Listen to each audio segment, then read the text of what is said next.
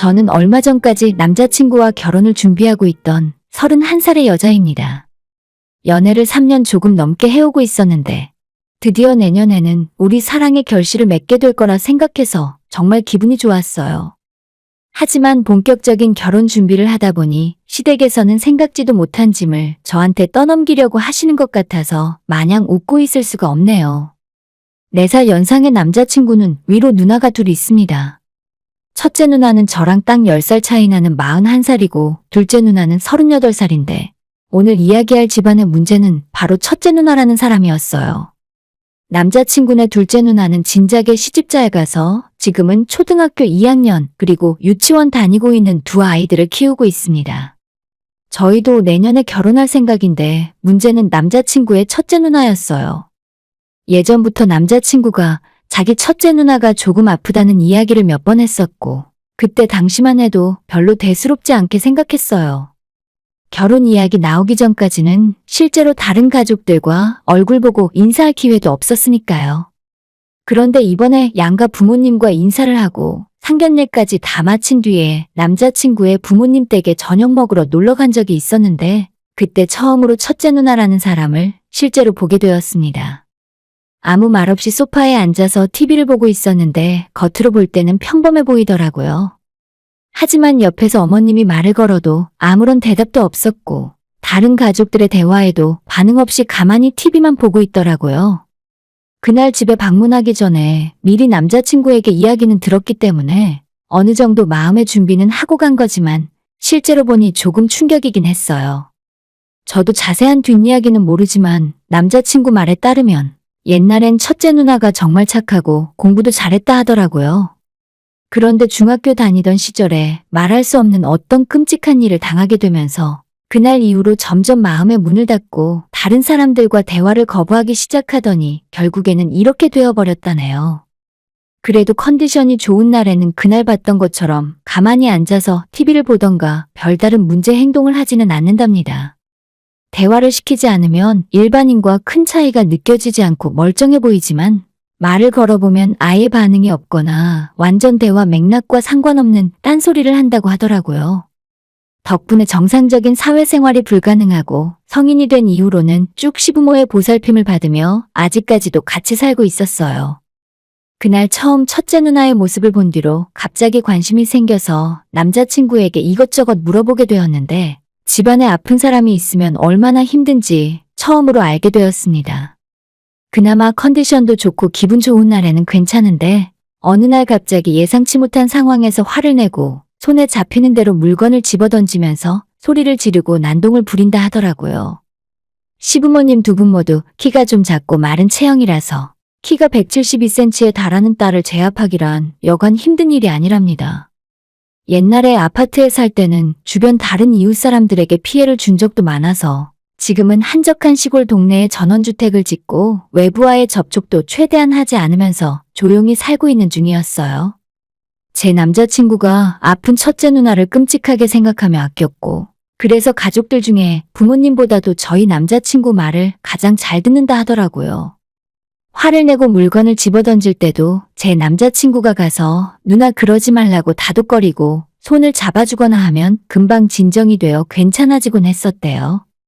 제 남자친구는 다니고 있는 직장 문제 때문에 집에서 나와 혼자 자취를 하고 있지만 언제라도 누나한테 문제가 생겼다는 부모님의 연락을 받으면 만사 제쳐두고 집으로 달려가서 누나를 챙겼다네요. 그 전까지는 막연하게 듣기만 하고 나랑은 별 상관없는 일이라 생각했었는데 이제 본격적으로 결혼 이야기가 오가기 시작하니까 과연 내가 이 집안의 며느리로 들어가서 시댁 식구들과 갈등 없이 잘 지낼 수 있을지 자신이 없어지더라고요. 첫째 신우 될 사람은 마음이 아픈 사람이라서 항상 사람이 옆에 붙어서 보살펴야 하는 상황이고 알고 봤더니 둘째 신우는 이런 집안 상황이 너무 싫다면서 성인이 되자마자 독립했고 결혼도 일부러 엄청 일찍 해서 나간 거라 하는 겁니다. 자기는 이제 출가 외인이니 집안의 복잡한 문제에 대해서 일절 신경 쓰고 싶지 않다면서요. 그래서 지금도 결혼하고 멀리 떨어진 타 지역에서 사는 중이고 명절이나 되어야 한번 찾아와서 얼굴을 볼까 말까 한답니다. 아무튼 거기까지는 안타까운 그쪽 집안 상황이니까 어쩔 수 없는 일인데 문제는 저랑 남자친구도 둘 다 나이가 꽉 차서 결혼해서 살아야 할 거 아닙니까? 연애 3년 했고 저도 나이가 31인데 아무리 그쪽 집안에 사정이 있다곤 하지만 이제 더 이상 결혼을 뒤로 미룰 수는 없었어요. 작년까진 이런저런 다른 문제들도 있어서 결혼 날짜를 잡지도 못했었는데 올해 양가 부모님께 인사드리고 난 뒤로부터는 시간 끌지 말고 무조건 내년 봄에는 결혼식 올려야겠다는 생각이었습니다. 그래서 신혼집도 알아보고 열심히 결혼 준비를 하는 중이었는데 저도 그쪽 집안 상황 뻔히 아니까 우리 두 사람 출퇴근 방해 안 되는 선에서 시댁과 최대한 가까운 곳으로 신혼집을 결정했어요. 언제든지 첫째 누나한테 문제가 생기면 남자친구가 집에 가야 하니까 제 입장에서는 최대한 그쪽 사정을 양보하고 배려했다고 생각해요.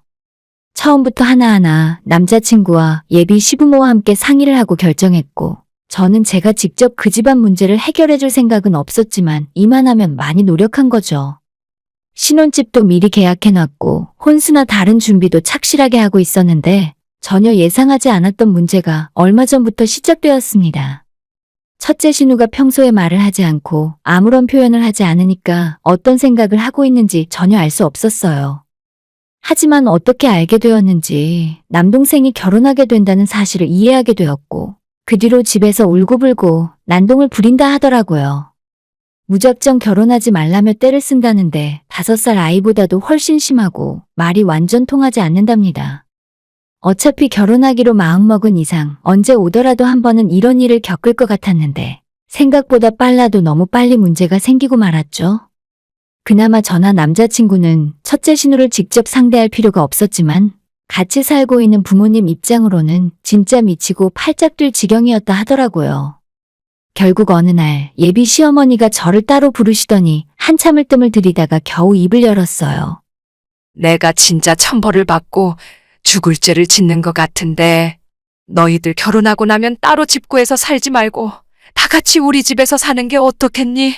어차피 2층 집이라 너희가 2층 쓰고 우리 두 내외랑 선영이가 아래층을 쓰게 된다면 너도 집에서 생활하는데 크게 불편함은 없을 거야. 절대 시집살이 시키지도 않을 거고 저한테 집안일 하는 것을 기대하지도 않는데요. 다만 신우의 상태가 지금 너무 안 좋고 첫째 딸에게는 오직 남동생만이 유일하게 말이 통하는 사람인데 한 집에서 같이 살아달라고 몇 번이나 제게 부탁을 하는 겁니다. 너희들이야 결혼하고 나가서 둘이 행복하게 살면 그만이겠지만 남은 우리 세 식구는 하루하루 사는 게 지옥이나 마찬가지다. 그 말을 듣고 있으니 갑자기 속이 울렁거리고 머리가 지끈지끈 아프기 시작했어요. 그렇다고 딱 잘라 거절하기 애매했던 건 제가 그 집안 상황이 어떤지 다 알고 있으니까 뭐라고 말하기가 정말 힘들더라고요. 보통 시댁에서 합가하고 같이 살자고 할 때는 그 이유가 며느리한테 집안일 시키고 괴롭히기 위해서 그런 경우가 많을 텐데 이번에는 완전 다른 상황이잖아요? 처음 인사드리고 지금까지 많은 시간을 함께 하지는 않았지만 예비 시부모님이 그렇게 나쁜 사람들 같아 보이지는 않았어요. 얼굴 볼 때마다 저한테 편하게 대해주셨고 이번 일이 있기 전까지는 절대 같이 살자는 생각 자체를 해본 적도 없었습니다. 오히려 인사드리러 갔을 때도 저한테 미리 준비한 선물까지 주실 정도였고 신혼집을 구할 때도 부족한 전세 자금을 시댁에서 전부 대주시기로 하실 정도였죠. 물론 저는 그렇게 잘해주시려 하는 의미가 집안에 아픈 누나가 있기 때문에 아들이 장가갈 때 문제가 될지도 모른다는 생각으로 더 신경 써주셨다는 것도 알고 있습니다. 그날 저한테 어렵사리 합가 이야기를 꺼내면서도 혹시나 이번 일 때문에 자기 아들이 파혼당하면 어쩌나 걱정하는 마음도 너무 잘 느껴지더라고요. 첫째 신우는 몇 번 보긴 했었지만 저한테 아무런 반응이 없었어요. 제가 먼저 말을 걸어도 대꾸도 없었고 아마 사랑하는 남동생을 제가 뺏어갈 거라고 생각해서 그런 건지 한 번도 제가 하는 말에 반응을 하지 않더라고요. 아마 앞으로도 영원히 저를 싫어할 것 같은데 이 상황이 조금 꺼림직하게 느껴지는 건 그냥 단순하게 동생이 장가가니까 싫은 것보다도 여자 대 여자로서 저한테 질투를 하는 건 아닐까 하는 이상한 생각까지 들었어요. 물론 제가 넘겨짚는 생각일 수도 있지만 평소에 신우 옆에서 수발 들어주고 정성을 다해 보살피는 시부모님보다 제 남자친구를 훨씬 의지하고 따르는 것도 좀 이상한 일이잖아요? 마음이 아픈 사람이고 이 상황 자체가 정상적이지 않다는 건 이해하는데 그래도 40 넘은 신우가 저와 결혼할 사람에게 그런 생각을 갖고 있다고 생각하니 거부감이 들더라고요. 남자친구가 정말 착하고 성실한 사람이고 둘째 신우는 예전부터 이런 집안 상황이 싫다며 나가서 살았지만 제 남자친구는 첫째 누나 보살펴야 한다면서 일부러 대학도 왕복 2시간 넘게 집에서 통학을 했었고 취직도 집에서 가까운 곳으로 정했을 만큼 집안일에 신경을 많이 쓰는 사람입니다. 능력도 있고 성실하고 다정한 사람이라서 결혼하면 저한테도 잘할 거고 우리 사이에 아이가 태어난다면 좋은 아빠가 되어줄 수 있다고 확신해요. 집안 문제 때문에 포기하고 헤어진다면 아마 저는 평생 후회하며 살 것 같더라고요. 예비 시모는 저한테 합가 이야기를 몇 번 더 하시다가 제가 끝까지 곤란한 표정으로 거절을 하니까 그럼 저희가 신혼집으로 얻으려고 하는 아파트 대신 다른 아파트에 같은 동 2곳을 얻어줄 테니까 옆집에서 딱 붙어 살자고 하시네요. 정말 다행스럽게도 저희 예비 시댁이 재산은 좀 있는 편이었는데 예전에 경기도에 토지 보상을 받은 게 있어서 시부모님 노후 준비나 아픈 첫째 신우 돌보는데 금전적인 부족함은 전혀 없을 정도였죠. 처음에 제가 결혼 승낙 받으러 갔을 때도 혹시라도 나중에 시부모님이 먼저 세상을 떠나고 나면 남은 첫째 신우는 어떻게 되는 건지 문득 걱정이 되더라고요. 그런 제 얼굴 표정을 읽기라도 하신 건지 자기들이 죽기 전에 월세 나오는 상가를 첫째 신우 앞으로 돌려놓을 거고 거기에서 매달 들어오는 돈으로 시설 좋은 곳에서 살게 하면 되니까 저희한테 책임지라고 하진 않을 거라 하셨어요. 다만 아직 시부모님 살아 계실 때까지는 집에서 계속 딸과 함께 살고 싶은 건데 점점 감당이 안 되어 가니 그게 문제였습니다. 거의 평생을 제 남자친구가 누나를 위해 희생하며 살았기 때문에 지금까지도 집안 문제가 있으면 가장 먼저 아들을 찾는 것이 당연한 일이더라고요. 제가 원한다면 집도 해주고 그보다 더한 경제적인 것도 해줄 테니 한 집에서 같이 살던지 최소한 마주보고 가까이 붙어서 살자고 하시는데 제 입장에서는 둘 다 받아들이기가 쉬운 제안은 아니었어요. 첫째 신우가 저를 싫어하고 동생이 장가 간다는 사실 하나만으로도 이렇게 화를 내고 난폭하게 반응하는데 괜히 가까이 살면 언제 어떤 해코지를 당할지도 모르는 일이잖아요. 아무리 집을 시댁에서 사준다고 해도 저는 돈보다 더 중요한 건 우리 두 사람이 마음 편히 결혼 생활에 집중하는 거라고 생각해요. 둘째 신우처럼 시댁 상황을 외면하고 시부모에게 다 떠넘겨버릴 생각은 아니지만 어느 정도의 거리는 유지하고 살고 싶더라고요. 굳이 같이 살아야 할 이유도 저한테는 없고 신우가 아프고 불행한 사람이라는 건 알지만 그 사람 하나 때문에 온 가족이 희생하고 눈치 보며 살 이유는 없잖아요. 그 자리에서 어머님에게 저희 신혼집은 원래 예정대로 진행할 생각이고 신우 때문에 한 번뿐인 제 신혼생활을 양보하고 싶진 않다고 말씀드렸죠. 이런 말까지 하긴 좀 그렇지만 어머님 아버님도 더 이상 신우 때문에 고생하지 말고 제 남자친구에게도 희생을 강요하지 말아달라고 부탁드렸어요. 요즘 돈만 있으면 얼마나 좋은 시설들이 많이 있습니까? 오히려 그런 곳에서 전문 의료진들의 도움을 받다 보면 신우의 상태가 지금보다 더 호전될 가능성이 있지 않겠어요?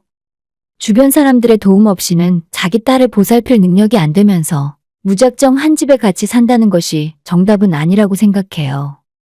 제가 어머님과 나눴던 대화들을 남자친구에게 따로 이야기를 해줘야 하나 말아야 하나 고민을 많이 했었는데 결국 언젠간 알게 될 거라서 제 입으로 하는 게 낫겠더라고요.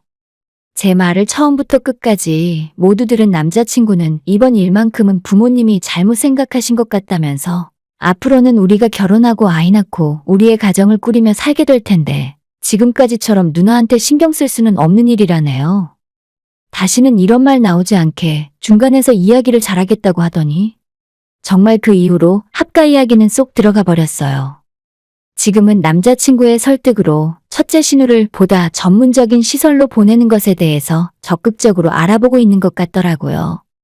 제가 더 이상 그 집 내부 사정에 끼어드는 것도 아닌 것 같고 신우에 대해 안타까운 마음은 물론 있지만 같이 살 수는 없는 일이라서 신경 쓰지 않기로 결정했어요.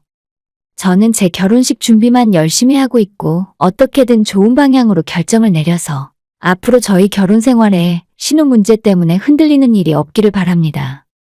집안에 아픈 사람이 있다는 것이 얼마나 힘든 일인지 간접적으로 알 수 있었어요. 정말 이번 일을 이야기하면서 처음부터 끝까지 말하기 조심스러운 부분이 많더라고요. 그래도 아픈 신우 입장에서도 잘 치료받는 곳으로 가는 게 좋을 것 같고, 지금까지 딸을 위해 수십 년 동안 고생한 예비 시부모님도 노후에는 걱정을 덜고 편안하고 행복하게 사셨으면 좋겠습니다. 물론 저희도 저희 결혼 생활에만 집중했으면 좋겠고요. 언젠가는 좋은 약이라던가 어떤 치료 방법이 생겨서 신우가 건강하게 웃으며 살 수 있기를 바랍니다. 오늘의 사연은 여기까지입니다. 구독과 좋아요, 알림 설정 부탁드려요. 다들 행복하시고 좋은 하루 되세요.